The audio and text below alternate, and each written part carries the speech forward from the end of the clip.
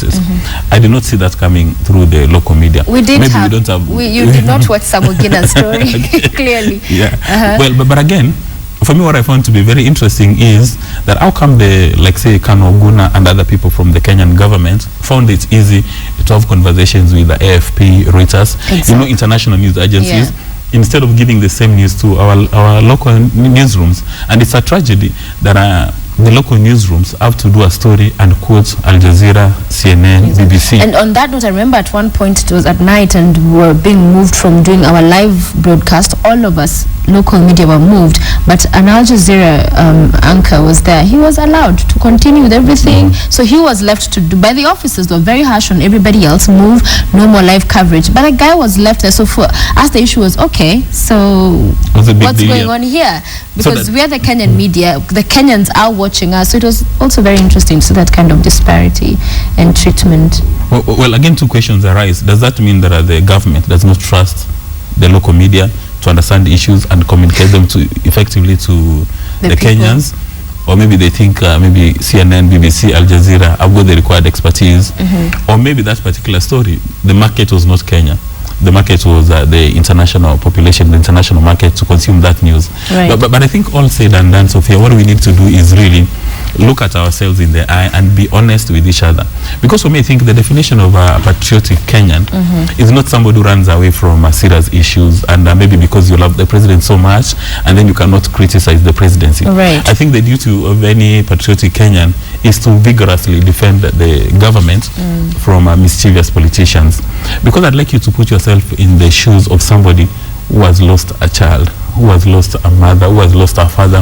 How are they feeling at home when they know? And if Sonko is serious for a second, because again, most of the time what Sonko says, you find it difficult to believe. Right. But if indeed he alerted people that there's going to be an attack here, and the key architects, guys who are supposed to secure our lives in Kenya, ignored that kind of information, and it's a tragedy. So for me, my suggestion would be to the presidency is let's have a committee set up, made up of independent people who know everything about terrorism. Right. We shouldn't just get guys from all over and cobble up a team. Yes. We need to get guys who know everything about terrorism and investigate, establish the loopholes, come up with the best practices, and if heads need to roll, they roll very fast. All right. Thank you very much, Dismas Mukua, Deputy President, East Africa, this morning for joining us on our press review, looking at those issues. Clearly critical, very many things, including the media in Kenya. But at the end of the day, where mistakes were made because perhaps they were made, there is room for growth and there is room to learn and get to the next level, isn't there? Yeah, you know, it looks like probably I was playing the devil's advocate, but I think... which is important, we need to have that. Yeah, you know, for a long time, Kenya as a nation, we've embraced three things which are a tragedy: impunity, mediocrity, and corruption. We now need to embrace best practices. That's the only way we can move forward. There are so many things you cannot afford to sweep under the carpet, especially when they're around lives and properties.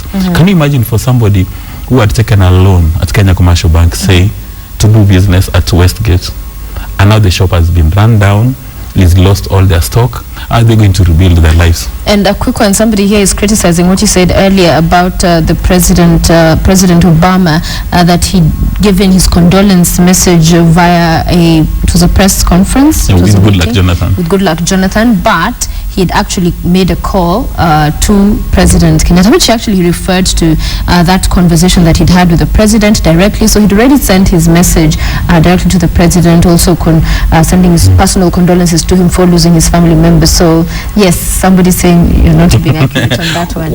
Well, you know, this is the kind of we say this is the kind of partisan support that we get. Yeah. I mean, wherever there's an issue like something happens in Syria, when the US president goes to the Oval Office or outside the some garden there, I see very fancy gardens, he takes to the podium and he reads a message to the world and he says, I'm deeply affected by what has happened. We need to see him addressing a media conference, and that's what he normally does. Yes. And for us as natives of Kenya, that's what gives us inspiration. So you're saying other than the phone call, they should have had a direct, more thought out in terms of purposeful speech to Kenya, and not one as, by the way, or you asked that, so I'm going to respond to that. Yeah, I mean, he made a phone call to President Uhuru Kenyatta. Who knew about that? Yeah. I mean, we just got reports from State House that President Obama has called, but we do not see Obama addressing a media conference and saying that I'm concerned, and Kenya being a pillar. Like we saw Ban Ki-moon. Yeah, those are the kind of things we needed. I'm not saying that maybe Obama should have done that. I mean, Obama is not the Kenyan president. We don't expect much from him, but maybe that's what he should have done. Okay, thank you, Dismas. Great day ahead for you.